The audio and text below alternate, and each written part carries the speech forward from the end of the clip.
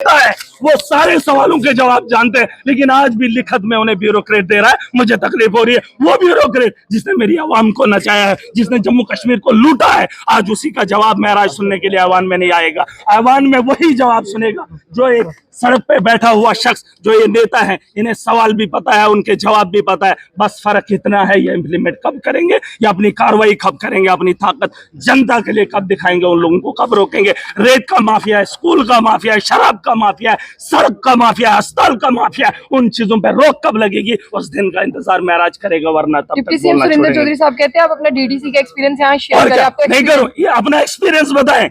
मैंने 4 साल के अंदर 250 ट्रांसफार्मर्स लगाए। कोई मंत्री बता दे कि उसने अपने टेन्योर के अंदर कितने लगाए। अरे 70 लाख के बजट से अगर मैंने इतना काम किया तो सोचो जम्मू कश्मीर के अंदर अगर मेरे जैसे इन्होंने मेरी सीट बदल दी, 97 के आंकड़े पे मुझे लाकर खड़ा कर दिया। अरे मैंने समर्थन एनसी को दिया है और इन्होंने भाजपा के अखाड़े में मुझे खड़ा किया और सवाल मुझसे पूछेंगे। मैंने बार बार हामी भरी, मैंने कहा मैंने समर्थन आपको दिया है, आप इनके साथ मुझे, मैं अभी भी उन्हीं को समर्थन दूंगा, चाहे वो मुझे निकालें या कुछ भी करें। मेरा समर्थन एनसी को है, लेकिन सवाल मैं लोगों के पूछूंगा। मुझे लोगों ने चुना है, मुझे एनसी ने नहीं बनाया, भाजपा ने नहीं बनाया, मुझे लोगों ने भेजा है और लोगों के सवाल इन लोगों आपने तो रमजान के महीने का भी जिक्र किया कि रमजान के महीने में बिजली नहीं है, इफ्तारी और सहरी जो है अंधेरे में करनी पड़ती है। रेस्पॉन्स इनका मिले या ना मिले, मुझे उससे गर्ज नहीं है। मैं अपनी बात बेबाकी से रखूंगा, पूरी ताकत से रखूंगा और इन लोगों को समझाऊंगा। अगर ये लोग नहीं समझेंगे, पूरी ताकत से और समझाएंगे। लोग जिस दिन समझ जाएंगे, आज तो आपने देखा इस सदन में भी नया हुआ 50 से ज्यादा लोग नए। अरे मुझ जैसा आदमी भी पहली बार आया है। अभी सीट 97 की है तो खिसकते खिसकते हम भी पहुंच ही जाएंगे। ऐसा नहीं है। जम्मू कश्मीर के हालात बदलने के लिए मुझे जो भी करना पड़े मैं करूंगा। देखिए नौजवानों के मामले इन्हें नहीं पता है, बात करनी पड़ेगी इनको। अगर सदन में, अगर बजट के सेशन में उन्होंने ये बातें नहीं लाई तो देख लेना जम्मू कश्मीर की आवामी ने रमजान के महीने में आपने बिजली की बात की, लेकिन आपने लगातार बिजली,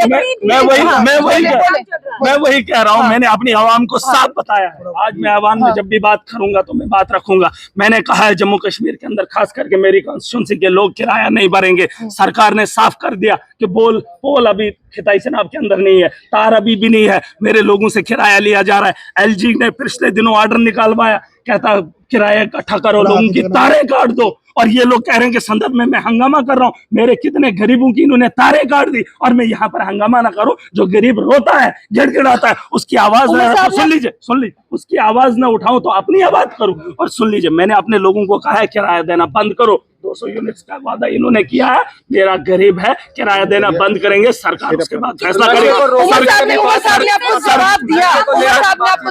वही मैं किसी ने कहा आपका सवाल क्या है? मेरा सवाल सरकार से कोई नहीं है। मेरा सवाल ये है कि इनका जवाब जम्मू कश्मीर की आवाम के लिए कब आएगा, बस इतना। उमर साहब ने आपको कहा ना कि आप उनके छोटे भाई, उन्होंने ये भी कहा कि आपका जो मुझे उमर साहब से कोई नाराजगी, मुझे किसी से कोई नाराजगी नहीं। मुझे जनता जो इस वक्त परेशानी हालत में है, उनका अजाला अगर सरकार से हो सकता है तो प्लीज कीजिए। रमजान का महीना है, 3 रोजे हो गए। अगर आज का रोजा भी गया, इफ्तियारी सुन लीजिए, अगर इफ्तियारी के वक्त बिजली नहीं होगी, सहरी के वक्त बिजली नहीं होगी तो ये दिन में वक्त उनको नहीं लौटा पाऊंगा। बिजली का इंतजाम की गुहार लगाई है। मैं चाहूंगा उमर साहब और ये जो एडमिनिस्ट्रेशन के लोग हैं वो बिजली का इंतजाम जो खिताई से आपने भाजपा तो बहुत कुछ बोलेगी, वो तो आज खुल के कह रहे हैं हमारे को जल जीवन में जो है घोटाला हुआ है। अब क्यों नहीं बोले जब एनजी का था, तब क्यों नहीं बोले? बताइए सबसे पहले एक बात बताइए, क्या वॉकआउट किया? सदन में है, मैं वॉकआउट क्यों करूं? अरे मैं यहाँ चुन के आया हूँ, मैं बाकी लोगों की तरह वॉकआउट थोड़ी करूंगा। ये सदन मेरा, ये जम्मू कश्मीर की बेहतरी के लिए बना है। मैं चुन कर आया हूँ। मुझे इन्होंने, पार्टियों ने यहाँ पर नहीं भेजा, मुझे जनता ने भेजा और जनता की आवाज को बुलंद करूंगा पूरी ताकत से। बस थोड़ा सा गला बैठ गया। क्या आवाज उठाई आज आपने? ये वो काम हो रहा है, कितनी धीमी रफ्तार से उस प्रोजेक्ट पर। देखिए मैडम, आप फिलहाल ये अंदाजा लगा लीजिए किस दौर में हम जी रहे हैं। और RDS सुन लीजिए, मुझे अभी बात करनी है लेकिन मैं आपको पहले ही बता दूं। मुझे बताओ, LG ने मीटर लगाना शुरू कर दिया, पोल लगाना शुरू कर दिया। गाँव के अंदर हॉस्टल में डॉक्टर लाने की बात हुई। शराब के ठेके गाँव के अंदर खोले। क्या स्कूल को बेहतर बनाने के लिए इन्होंने पॉलिसी बनाई? क्या स्कूल के अंदर एक टीचर की तैनाती के बारे में बात हुई है? ये लोग शराब को, बिजली को जहां से रेवेन्यू जनरेट करना है उसके लिए पॉलिसी बनाएंगे। अरे पॉलिसी उसके लिए बनाओ जहां से हमारी नस्लें बेहतर बनेगी। सुन लीजिए, मैंने कहा इन्होंने रिहेबिलिटेशन सेंटर किसके लिए मांग की? आपने देखा भाजपा ने भी गुहार लगाई और बाकी लोगों ने भी गुहार लगाई। क्या बोला कि नशे से जो है लोग पागल हो रहे हैं, नौजवान जो है बिगड़ रहे हैं, उनके लिए रिहेबिलिटेशन सेंटर। ये नहीं बोलेंगे जिससे वो हो रहा है उसको बंद करेंगे, उसके लिए नहीं। जिन लोगों ने, भाजपा ने 10 साल में नशे के माहौल को गर्म, सुन लीजिए, माफिया से नशा बेचा और आज इस सरकार से बोल रहे कि आप हॉस्टल खोलो। किनके लिए? जो पागल हो जाएंगे, जो नशा हमारा खरीदेंगे, उनको तुम ठीक करो और फिर उनके लिए कोई स्कीम लाओ, उसमें आप लोड करो।